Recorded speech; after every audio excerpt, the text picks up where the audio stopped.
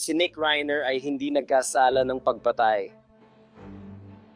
I-print mo yan matapos umatras bilang abogado ni Nick Reiner ang akusadong mamamatay tao. Iyan ang mga huling salita ng dati na niyang abogado, si Alan Jackson. Pero ano ang hindi niya sinabi? Hindi niya binanggit na hindi pinatay ni Reiner ang ama niyang si Rob Reiner at ina niyang si Michelle Singer. Hindi, ang sinabi niya ay hindi siya nagkasala at napakahalaga niyan, napaka-espesipiko niyan. Mukhang malaking pahiwatig ito kung ano ang posibleng depensa na ihaharap.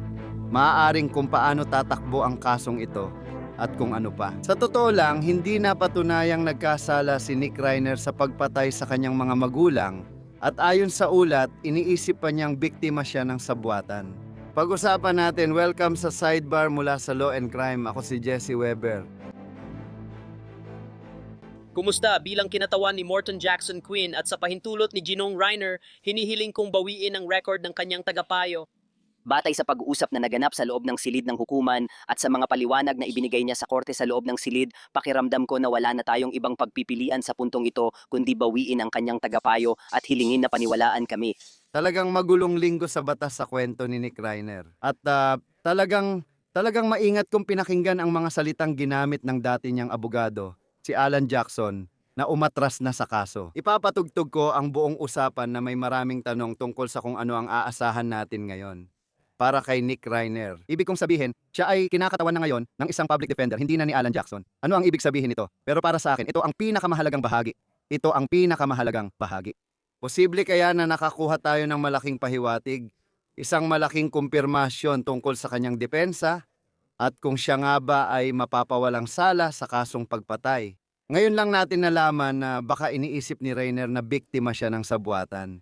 Kaya marami talagang dapat pag-isipan. Ano nga ba ang pinag-uusapan natin? Si Nick Reiner, 32 ay kinasuhan ng 2 first-degree murder dahil sa umano'y pananaksak na ikinasawi ng kanyang mga magulang. Namatay sina Direktor Rob Reiner at producer Michelle Singer Reiner sa kanilang bahay sa Brentwood, Los Angeles noong Disyembre 14, isa itong malupit na krimen. Si Nick Reiner ay kinasuhan ng pagpatay na may espesyal na sirkumstansya, maraming biktima at may espesyal na paratang. Tama ba? May espesyal ding paratang na siya raw mismo ang gumamit ng mapanganib at nakamamatay na sandata, isang kutsilyo. At tandaan, kapag idinagdag mo ito, maaaring humantong ito sa parusang kamatayan kung mapapatunayan o kaya'y habang buhay na pagkakakulong na walang parole. Kaya napakataas ng nakataya dito. Matapos maantala ang kanyang unang arraignment, ito ay muling itinakda para sa Enero 7 ngayong linggo. Pero imbes na isang karaniwang arraignment kung saan sinasabi sa akusado kung ano ang mga kaso laban sa kanya, kung ano ang kanyang mga karapatang konstitusyonal at maaaring magpasok ng plea, kinailangan na namang ipagpaliban ang arraignment. At sa pagkakataong ito, ang kanyang abogado, ngayon ay dating abogado na, ang kilalang criminal defense attorney na si Alan Jackson ay umatras sa pagiging kinatawan niya. Isang nakakagulat na anunsyo yon. Si Nick Reiner ay binigyan na ng public defender na si Kimberly Green. Tatalakayin natin ang ibig sabihin nito para sa kanya at ang dahilan ng ginawa niya at ni Alan Jackson. Babalik ako sa punto ko. Uulitin ko ang sinabi ni Alan Jackson sa labas ng korte matapos ang anunsyo. At gusto kong makinig kayo ng mabuti sa sasabihin niya. Tandaan, isa siyang abogado, kaya ang mga partikular na salitang ginamit niya ay sinadya. Sa tingin ko, nagbibigay dito ng ideya kung ano ang magiging legal na depensa at nabubuksan ang usapan kung mapapawalang sala si Reiner sa kasong pagpatay. Pakinggan ninyo ngayong umaga. Umatras ako bilang abogado ni Nick Reiner. Mga pangyayaring wala sa aming control pero mas mahalaga, mga pangyayaring wala sa control ni Nick ang nagdikta niyan. Sa kasamaang palad, hindi na namin kayang ipagpatuloy ang pagiging kinatawan ni Nick. Ako ay legal at ethical na bawal magpaliwanag ng lahat ng dahilan. Alam kong iyan ang tanong ng lahat. Inaasahan naming papasok ang pampublikong tagapagtanggol. Na-appoint na sila at mahusay nilang pinoprotektahan ang mga interes ni Nick Reiner sa proseso. Pero maging malinaw, maging napakalinaw tungkol dito. Ako at ang aking team ay nananatiling lubos na nakatuon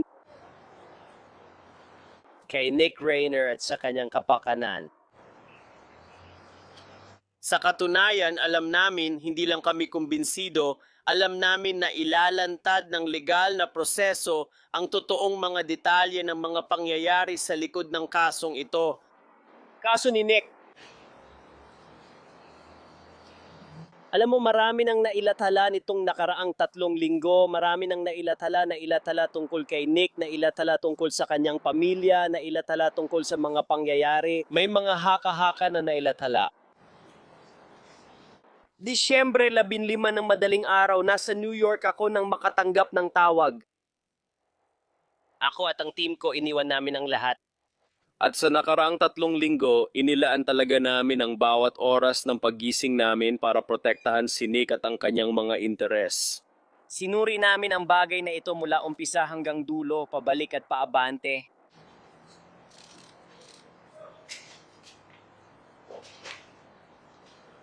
Ang aming natutunan.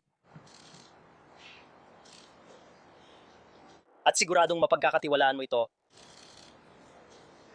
Ayon sa mga batas ng estadong ito, ayon sa batas sa California, si Nick Reiner ay hindi nagkasala ng pagpatay.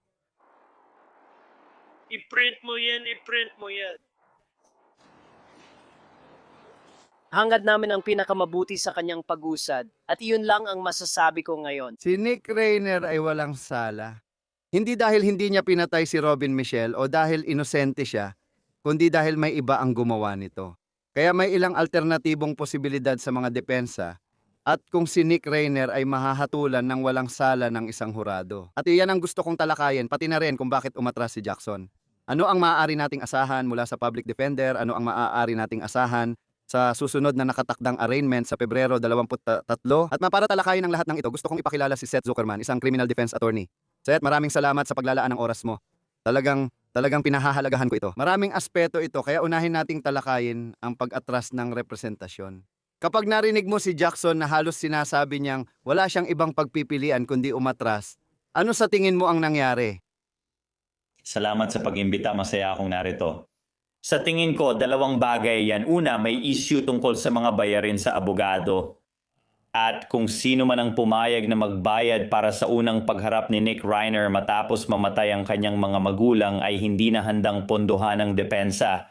O baka may uri ng conflict na lumitaw para kay Alan Jackson kung saan ilan sa mga saksi ay dating kliyente niya o mga taong hindi niya pwedeng i-cross-examine. Isa sa mga nabanggit niya sa labas ng korte na napansin mo at tama ka, tatalakayin pa natin ang ibang issue mamaya, ay nagsagawa sila ng masusing investigasyon dito at pagkatapos lang ng investigasyon lumitaw ang mga isyong ito. Para sa akin, ito ay maaring dahil sa bayad sa abogado na walang gustong magbayad ng malaki para kay Jackson or baka may totoong conflict ng interes at may obligasyon siyang moral na huwag ituloy dahil sa conflict na ito. At ang nakakabaliw dito, hindi natin malalaman ang totoong dahilan, di ba?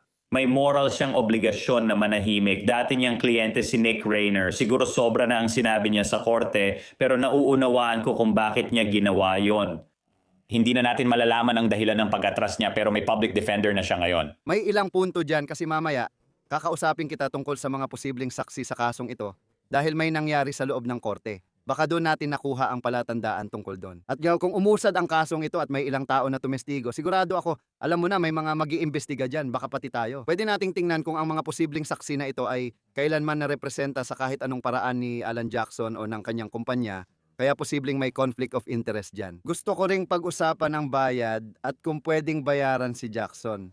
May usapan na posible bang hindi nakipagtulungan si Nick Reiner na mahirap na kliyente. Hindi ko nararamdaman yon kasi bakit mo sasabihin na wala siya sa kontrol pero hindi mo rin sinasabi na may problema siya sa pag-iisip. Wala masyadong magagawa rito. Pero kung ganoon, magiging issue na yon ng kakayahan, di ba? Hindi ko nga iniisip na ganito yon. Kailangan pa itong ilipat sa ibang abogado. Hindi ko na kaya. Kaya ano ang masasabi mo sa mga nagsasabi na baka si Nick Reiner ang hindi nakikipagtulungan sa ilang paraan. Hindi ko nakikita yon. Hindi ko rin nakikita yon dito. Napakatiyak ng pahayag ni Jackson, gaya ng sinabi mo tama, na mga pangyayari na wala sa control ni Nick Reiner ang nagdulot nito. Kaya alam mo, walang bangga ng estratehiya at hindi rin kulang ang kakayahan nating mag-usap. Kaya inalis ko na ang posibilidad na umatras si Jackson dahil sa hindi pagkakaunawaan nila ni Nick. Hindi iyon ang dahilan ng kanyang pahayag. Sa totoo lang, kung yun ang dahilan, malamang hindi na dapat nagbigay ng press conference si Jackson sa labas ng korte noong panahong iyon. Kaya tinanggal ko na ang posibilidad na iyon dito. Sige, ilalahad ko ang iniisip ko. Tama ka, posibleng may conflict of interest pero una kong naisip ay may issue sa bayad. Maaaring hindi niya kayang bayaran si Alan Jackson at baka may iba pang dahilan. Tandaan, di umano'y pinatay niya ang kanyang mga magulang kaya di siya makakakuha ng mana. Laging tanong, paano mo nababayaran ang isang sikat na abogado tulad ni Alan Jackson? Ito ang mahalagang punto. Ito ay tumutukoy sa isa ko pang malaking teorya, baka hindi niya kayang bayaran ang mga eksperto na kailangan niyang tumestigo sa kanyang paglilitis. Kaya ito ang punto ko. Kapag sinabi ni Alan Jackson na hindi nagkasala si Nick Rainer, tama? Hindi ibig sabihin na inosente siya o may ibang gumawa kundi hindi siya nagkasala. Mukhang tinutukoy niya ang depensa ng kabaliwan. Tandaan mo rin ang sinabi ni Jackson nung una niyang makuha ang kaso, ilang linggo na ang nakaraan, di ba? Nakuha niya agad yon bago pa ang investigasyon. Sinabi niya sa media na may napaka-komplikado at seryosong issue sa kasong ito na kailangan ng oras para suriin. Akala ko ang tinutukoy niya ay mga issue sa mental health. Sa ilalim ng batas ng California, ang isang taong pumatay ay maaari pa ring mapawalang sala dahil sa dahilan ng kabaliwan. Kung mapapatunayan ng depensa na mas malamang kaysa hindi na ang akusado ay legal na baliw nung ginawa nila ang krimen, kaya nung ginawa nila ang krimen, ang taong ito ay may sakit o depekto sa pag-iisip. At dahil sa sakit o depektong iyon, hindi niya kayang malaman o maintindihan ang likas at kalidad ng ginawa niyang aksyon. O hindi niya alam o naiintindihan na mali sa moralidad o labag sa batas ang ginawa niya. Idagdag ko pa, alam kong marami na akong nasabi, pero gusto ko lang idagdag ito. Kakagaling lang mula sa TMZ. Ayon sa kanilang source, maaaring alam ni Nick Rainer na pinatay niya ang kanyang mga magulang pero siya ay delusional. Naniniwala siya na ito ay isang uri ng sabwatan na isinagawa laban sa kanya para siya ay maaresto. Maraming punto rito. Seth, una, magsimula tayo. Sa tingin mo ba mali ako? Kapag sinabi ni Alan Jackson na inosente si Nick Rainer, ang ibig niyang sabihin ay depensa ito sa mental health o kabaliwan. Sa palagay ko, hindi ka naman talaga mali. Hindi ito agad pumasok sa isip ko pero isa ito sa dalawang posibleng sagot dito. At ito ang meron tayo, tama? Meron tayong depensa sa mental health or kahit depensa sa paggamit ng bawal na gamot dahil alam natin na nagkaroon siya ng problema sa paggamit ng bawal na gamot. Dito, ipapakita ng depensa na nabawasan ang kakayahan niya at hindi niya kayang buuin ang tamang intensyon para sa kasong pagpatay. Ito ang unang posibilidad na napag-usapan mo. Pero ang talagang pumasok sa isip ko nung sinabi ni Alan Jackson na hindi nagkasala si Nick sa pagpatay at naging particular siya sa salitang pagpatay. Ibig sabihin, pwede ang depensa ng bugso ng damdamin kaya magiging homicide, hindi murder. Ganito ang ibig sabihin nito. Naranasan ni Nick ang hindi mapigilang galit dahil sa isang uri ng pagtatalo niya sa kanyang mga magulang. Wala siyang oras para kumalma. Hindi ito planadong pagpatay na pumunta siya sa bahay ng magulang niya para pumatay. At dahil dito, iginiit na dapat lamang siyang kasuhan ng homicide na may mas magaan na parusa sa California kumpara sa kasong pagpatay. Kaya nang marinig ko nung sinabi ni Alan Jackson na hindi siya nagkasala ng pagpatay, naisip ko agad ang depensa ng heat of passion at napaisip ako. Ayon sa kanya, dapat homicide lang at hindi first-degree murder ang kaso. Yan din ang napag-usapan natin sa isang naunang episode tungkol doon. Parang hindi natin alam ang mga pangyayari sa sinasabing nangyari sa bahay na yon, kung ano ang nangyari sa kwarto na yon. Kung nagkaroon man ng away o kung may mga sugat na depensa o kung ano man, tama ka. Maaaring dahil sa bugso ng damdamin. Kung pinag-uusapan natin ang pagbaba ng kaso mula sa first degree murder papunta halimbawa sa second degree murder o sabihin nating manslaughter. Ano kaya ang posibleng kaharapin niya kung pinag-uusapan natin ngayon? Ang habambuhay na pagkakakulong o ang parusang kamatayan na mukhang malabo naman? Pero ano ang posibleng sentensya? Halimbawa, manslaughter. Ibig kong sabihin, ang kasong manslaughter ay hindi nagdadala ng habambuhay na pagkakakulong at hindi rin kasama ang parusang kamatayan. Kadalasan, ang sentensya ay nasa pagitan ng 10 hanggang 15 taon depende sa mga pangyayari. Posible na mas mababa kaysa sa kinakaharap niya sa kasong murder. Kaya naman kahit sinong batikang criminal defense attorney ay mag-iisip na, alam mo na, hindi ito yung kaso na kailangan pang alamin kung sino ang gumawa gaya ng napag-usapan ninyo kanina. Alam mo, alam natin na may nangyaring insidente sa bahay nila at siya mismo ang nagsabi. Hindi siya guilty sa murder. Hindi ibang tao ang gumawa nito. Hindi niya pinatay ang kanyang mga magulang. Wala siyang kasalanan at may mga pangyayaring nagpapakitang hindi siya guilty sa murder. Dalawa lang talaga ang option, di ba? Mayroon lang dalawang posibilidad. Una, ang insanity defense na hindi niya kayang buuin ang intensyon dahil sa kanyang kalusugan sa pag-iisip o dahil sa kasaysayan ng paggamit ng droga o alak. O kaya naman, ito ay isang kaso ng bugso ng damdamin at dapat ay kaso lang ng homicide or manslaughter ito. Tatalakayin ko pa ito ng mas malalim. Kung ito ay dahil sa bugso ng damdamin o depensa sa mental health, kailangan ng eksperto na magpapatunay nito. At tama, kung ito ay usapin ng pera at sinasabi ni Alan Jackson na pakinggan mo, hindi niya talaga kayang magbayad. Baka kung may public defender, matulungan ng estado na pasanin ang ilan sa mga gastos para sa mga eksperto na ito. Mali ba ako doon? Parang mali kasi mas mahal ng 10 beses ang bayad kay Alan Jackson kaysa sa isang eksperto, tama? Alam mo, mahal talaga ang mga eksperto, pero malabong umatras ang isang batikang criminal defense attorney tulad ni Alan Jackson na may magagandang kliyente sa kasong ito dahil lang sa issue ng eksperto. Kaya duda talaga ako doon. Hindi ko sinasabing imposible, pero sa tingin ko kung may issue sa bayad, lahat ng bayarin iyon, yung legal fees at yung bayad sa eksperto. Yun ang dahilan kung bakit siya atras kung bayad ang issue. At saka, mabilis lang, napaka-high profile ng kasong ito, marami ang nakataya. Karaniwang hindi kukuha ng libreng kaso ang kilalang abogado.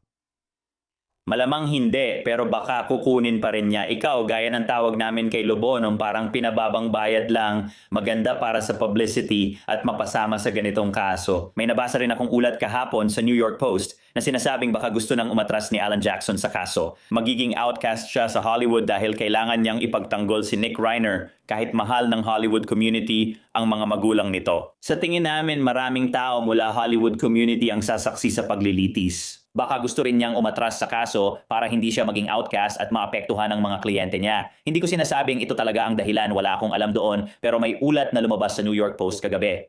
Sinabi rin ni Nick Reiner sa publiko kahit siya'y inaakusahan ng pagpatay sa minamahal niya. Hindi ko sinasabing iyon ang dahilan. Hindi ko rin iniisip na susuko si Alan Jackson na naniniwala sa konstitusyon dahil lang hindi popular ang kaso, pero iyon ang lumalabas sa mga ulat. Gusto ko lang itanong kung totoo ba ang insanity defense, tama ba? Hindi nga niya namalayan ang ginagawa niya. Hindi niya namalayan kung tama o mali sa batas o moralidad ang ginawa niya. May mga komplikadong aspeto kasi mapapaisip ka kung bakit siya maagang nag-check-in sa hotel kung nakatira naman siya sa magulang niya.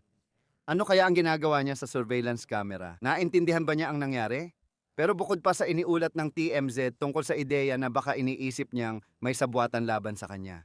Ayon sa Los Angeles Times at KNBC, si Nick Reiner ay ginagamot sa schizophrenia nang pumanaw ang kanyang mga magulang. Dagdag pa, sinabi ni Harvey Levin ng TMZ na ayon sa direktang source, ibinahagi nila ito sa amin. Buwan bago ang mga pagpatay, pinalitan ng mga doktor ang gamot ni Nick para sa schizoaffective disorder. Dagdag pa, nang ipinaliwanag ni Alan Jackson kung bakit siya maaaring mapawalang sala ng hurado, sinabi sa amin na ito ay dahil sa pagpapalit ng gamot na nagpalito sa kanya. Nabahala sina Rob at Michelle. Napansin nila ang pagbabago sa kanyang ugali. Alam nila ang nangyayari pero hindi sila mga doktor. Kaya hindi nila alam kung paano lulutasin ang problemang ito. Kaya pinapanood ni na Rob at Michelle ang kanilang anak na unti-unting bumabagsak at wala silang alam na paraan para mapigilan ito. Pag-usapan natin yan ngayon, SETHO. Ibig kong sabihin, posibleng depensa talaga yan at base sa mga ulat, malinaw na marami nang naiulat tungkol sa party sa bahay ni Connie O'Brien nung gabing iyon. May mga ulat tungkol sa asal ni Nick sa mga linggo bago pumanaw ang kanyang mga magulang. Ibig kong sabihin, posibleng depensa yon kung na-diagnose siya ng schizophrenia at nabago ang gamot niya 1 buwan bago ang pagpatay, di ba? Kung siya ba ay delusional o nasa matinong pag-iisip. Malinaw na valid na depensa iyon na hindi niya kayang buuin ang intensyong kailangan sa kasong pagpatay. Baka kaya sigurado si Alan Jackson na wala siyang kasalanan sa pagpatay. Yun ang gusto kong makita. Ano ang sinasabi ng mga text message, tama ba? Kung may mga baliw at delusional na text siya bago mamatay ang mga magulang niya, lalo na sa kanila mismo, malaking palatandaan na yon para sa akin. Ano naman ang ipinapakita ng video surveillance bago ang lahat? Ina-assume ko may video surveillance sa bahay. Paano naman ang surveillance sa hotel na tinuluyan niya? Marami pang ebidensyang hindi natin alam. Makakatulong yon para malaman ang lagay ng pag-iisip niya noon o bago ang pagpatay. Gusto kong malaman bilang defense attorney kung kumusta siya bago namatay ang mga magulang niya, lalo na kung gagamitin ko ito bilang depensa. Kung nagpapagamot siya sa psychiatrist at uminom ng gamot, malinaw na ebidensya ito para sa depensa na na-diagnose siya ng schizophrenia. Hindi nila basta inimbento ito pagkatapos mapatay ang mga magulang niya, kaya mas matibay itong depensa sa puntong iyon. Gusto kong makita ang ebidensya, ang medical records at matatagalan pa ito. Ang isa pang gusto kong ituro ay ang katotohanang nasa mental health hospital siya simula pa nung unang nakatakdang arraignment niya na para sa akin ay napakasignifikante. Malamang ay nagsagawa sila ng competency exam para malaman kung dapat ituloy ang kaso. Mukhang handa na rin silang mag-arraignment noong nakaraang linggo bago umatras si Alan Jackson. Interesado akong malaman ang nangyayari sa mental health hospital na yon.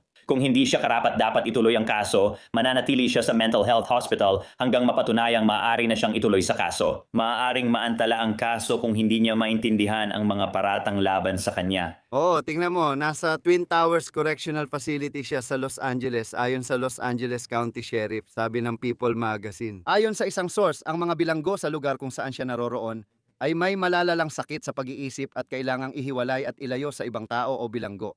Kaya't isang bagay lang na dapat tandaan. Sige, gusto kong itanong tungkol sa kanya na kinakatawan na ng public defender. Sinabi ni Kimberly Green ito sa mga reporter sa labas ng korte. Nakausap ko si Ginong Rainer kaninang umaga. Alam niyang magbabago ang bilang ng kaso pero di pa kami nag-usap ng masinsinan ngayon. Ayon sa professor ng Loyola Law School na si Lori Levinson na dating federal na taga-usig, isa sa kanyang estudyante si Binibining Green, sabi niya sa The New York Times. Sinabi niyang ito ay isa sa pinakamahusay, matalino, etikal at kilala ang hustisya sa Los Angeles. Ano masasabi mo rito? Dahil sa tingin ko minsan may maling akala ang mga tao tungkol sa kung ano ang opisina ng public defender at ang kalidad ng kanilang representasyon. Ano ang palagay mo sa katotohanan siya na ngayon ang hahawak kahit sa ngayon lang? Kung hindi siya kukuha ng pribadong abogado sa hinaharap, ano ang dapat nating isipin tungkol doon? Siya ay kinakatawan ng opisina ng public defender ng Los Angeles County. Ang mga public defender ay ilan sa pinakamagagaling na abogado. Maraming kilalang criminal defense attorney ang nagsimula bilang public defender kaya napakamarangal ang trabahong ito. Tunay silang nagmamalasakit sa kanilang mga kliyente, tunay na nagmamalasakit sa konstitusyon at sa sistema ng hustisya at matindi silang lumalaban. Alam ko na maganda ang reputasyon ni Miss Green, humawak na siya ng mahahalagang kaso dati at inaasahan kong ganun din ang pagtrato niya dito. Maaring iba ang pananaw ng public relations, kaunti lang ang press conference niya sa labas ng korte at iba ang paraan ng paghawak niya bilang pampublikong tagapagtanggol. Umaasa pa rin akong makakatanggap siya ng masigasig na depensa. Suriin ang lahat ng opsyon na napag-usapan tulad ng insanity defense at aid of passion defense at imbestigahan kung ano talaga ang nangyayari. Ang pampublikong tagapagtanggol ng Los Angeles County na si Ricardo Garcia ay nagsalita rin sa labas ng korte ngayong linggo. Pakinggan natin. Gusto kong sabihin ito sa ngalan ng buong opisina ng pampublikong tagapagtanggol. Humihingi kami ng paumanhin at nauunawaan ang sakit ng pamilya Reiner sa panahong ito. Ganon din sa buong komunidad ng Los Angeles, ang opisina ng pampublikong tagapagtanggol at lahat ng kawani ay nakikiramay sa pamilya sa panahong ito. Umaasa kaming mauunawaan ito ng komunidad. Mahirap ang panahong ito para sa proseso ng batas. Hinihiling namin ang inyong pasensya at pag-unawa habang pinagdadaanan namin ang prosesong ito sa sistemang legal. Gagawin namin ang lahat para maging available at sagutin ang inyong mga tanong sa tamang oras. Maraming salamat po. Sa pahayag sa The New York Times, binanggit din ito ng tagapagsalita ng pamilya Reiner. Lubos ang kanilang tiwala sa proseso ng batas at hindi na sila magbibigay ng karagdagang komento tungkol sa mga bagay na may kinalaman sa legal na proseso. May isa pa akong kailangang talakayin. Nabanggit na natin ito dati. Mahalaga ito sa kasong ito at may lumitaw sa korte na gusto kong iparinig sa inyo. Si Alan Jackson ay kamakailan lang nakipag-usap sa hukom. May kailangan po kaming ayusin na gusto kong pag-usapan sa silid ng hukom. At tungkol sa 10 sabina na hindi pa natutugunan, merong 10 kasalukuyang sabina na hindi pa natutugunan. Humihiling kami ng body attachment para sa 10 at pansamantalang hawakan sila. Kaya Seth, tungkol saan ba itong body attachment para sa maraming posibleng saksi? Ang alam ko, kapag humiling ka ng body attachment, hinihiling mo sa autoridad na dalhin ang saksi sa korte kung ayaw nitong humarap. May usap-usapan kung galing sa party ni Conan O'Brien ang mga ito. Bakit pinag-uusapan ang mga celebrity? Naiulat na dumalo si Nick sa party sa bahay ni Conan O'Brien nung gabi bago nito. Sa mga pagpatay, nag-ikot siya, nagtatanong ng kakaiba sa bisita, nagkaroon ng kakaibang interaksyon kay Bill Hader at malakas na pagtatalo, posibleng kasama ang ama. May isang source, sa totoo lang, na nagsabi sa mga tao na tinatakot ni Nick ang lahat. Umaasta siyang parang baliw, paulit-ulit na nagtatanong kung sikat ba sila. Ayon sa mga kaibigan ng pamilya, pinalaki lang daw ang away. Mapapaisip ka kung sila talaga ang mga saksi at kung ayaw ba nilang lumantad. Sabi sa ulat, ang legal na kinatawan ng 2 sa 10 pinatawag ay nasa korte noon. Ayon sa abogado ng isa sa mga partido, may pagtutol. Hindi ko nakikitang kailangan ng utos ng korte laban sa isang individual sa ganitong sitwasyon. Ayon kay Hukom Teresa McGonigal, sapat na yon at naglabas siya ng body attachment. Para sa walang abogado, mananatili ito hanggang susunod na pagdinig sa Pebrero 23. Ngunit sinabi rin niya na mananatiling nakaselyo ang listahan ng mga taong pinadalhan ng subpina. Kaya mapapaisip ka, nasa tamang direksyon ba tayo?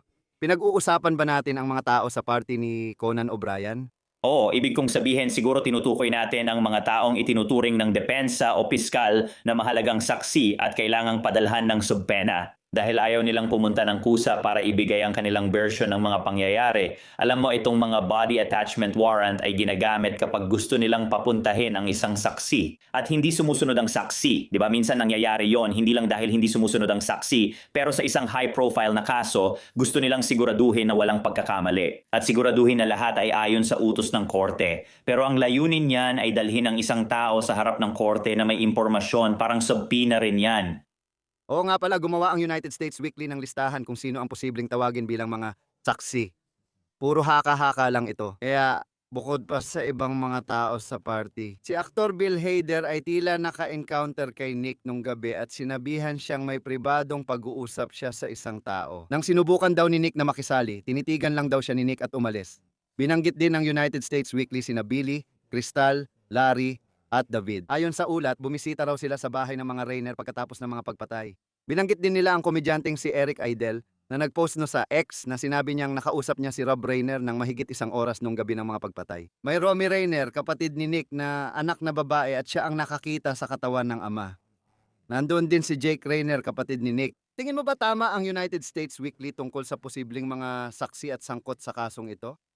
Oo, tingin ko sila ang mga pangunahing saksi, lalo na ang mga kapatid ni Nick, si Romy at ang kanilang kapatid na lalaki na nakakita sa kanilang mga magulang. Alam mo, lahat ng usapan tungkol sa mga nangyari bago ang insidente, alam mo, maaari rin silang maging kapakipakinabang na mga saksi para sa depensa, tama ba? Dahil kaya nilang ikwento ang delusyonal na ugali ni Nick bago niya patayin ang magulang niya. Kapakipakinabang sila sa depensa at pwedeng pumanig sa alinmang panig ang mga saksi. Sa palagay ko, ganun din sa ilang pinakamalapit na kaibigan ni Rob Reiner. Binanggit mo sina Billy, Crystal at Larry David. Hindi lang sila basta nandun nang matagpuan ng bangkay kaya hindi ganun kahalaga ang testimonya nila. Tungkol ito sa mga ikinukwento ni Rob bago siya namatay at sa pakikisalamuhan nila sa anak pati sa mga napapansin nila. Kung tunay silang magkaibigan, ano ang napapansin nila kapag dumadalaw si Nick sa bahay ni Rob Reiner? Hindi lang ito tungkol sa nangyari matapos ang pagkamatay, kundi pati rin sa mga napansin nila bago ito mangyari. Maaaring hindi tinawag ng prosekusyon ang mga saksi dahil baka may alam silang impormasyon, alam mo ba? Inaangkin nila ang depensa ng kalusugan ng pag-iisip, kabaliwan o bugso ng damdamin. Marami pang dapat suriin at hindi pa siya na-arraign. Sa palagay ko, tama ang landas nila sa ilang mahahalagang saksi. At sa tingin mo ba, dahil sa posibleng pagiging celebrity kaya nakasil ang listahan? Oo, sigurado. Sa tingin ko dahil ito sa celebrity aspect ng kaso, di ba, na isa itong high profile na kaso, at ayaw nilang lumabas ang mga pangalan na ito dahil, alam mo na, pupuntahan ng TMZ at ng iba pang media outlets ang mga bahay ng mga taong ito. Kaya kahit hindi celebrity ang iba, pinoprotektahan pa rin sila dahil naging high profile na ang kaso. Ano ang maaari nating asahan sa mismong arraignment niya sa Pebrero 23? Ibig kong sabihin, nakakulong pa rin siya ngayon at walang piyansa. Kung mangyayari talaga ito, kung walang ibang bigla ang pangyayari, ano ang maaari nating asahan sa arraignment niya sa Pebrero 23? Simple lang siguro ang arraignment niya. Sasabihin niyang hindi siya guilty, magtatakda ng petsa at magsisimula na ang discovery. Maaring may ilang pre-trial hearings pero sa tingin ko magiging normal ang pagdeklara ng hindi guilty at magpapatuloy ang kaso. Isa pang posibilidad ay kung kailangan pa siyang suriin sa mental na kakayahan na magdudulot muli ng pagkaantala. Kung hihilingin ng public defender niyang muling suriin siya para malaman kung siya ay karapat-dapat magpatuloy sa kaso. Kailangan ba niyang sabihin sa puntong yon na hindi ako guilty dahil sa kabaliwan o maaari ba niyang ipagpaliban yon para sa susunod? Oo, sabihin mo lang na hindi guilty tapos ihaharap ng depensa ang insanity defense sa piskal at korte kapag handa na. Naipa-evaluate na nila siya at napagdesisyonan na iyon ang depensa ang gagamitin nila. Pero sa arraignment, hindi guilty lang ang ipapahayag niya. At hindi mo kailangang talakayin sa korte ang depensang balak mong iharap sa puntong iyon. Seth Zuckerman, maraming salamat sa paglalaan ng oras sa pakikipagpalitan ng kuro-kuro sa akin tungkol sa ilan sa mga teorya at ideyang ito na maaaring mayroon ako. At titingnan natin kung ano ang mangyayari. Pero Seth, talagang nagpapasalamat ako sa paglalaan mo ng oras. At yan lang muna ang meron kami para sa inyo dito sa Sidebar. Maraming salamat sa inyong lahat sa pagsama sa amin. Tulad ng dati, mag-subscribe sa YouTube, Apple Podcast, Spotify, o saan man kayo nakikinig ng podcast. Sundan na nyo rin ako sa X o Instagram. Ako si Jesse Weber, kausapin ko kayo sa susunod.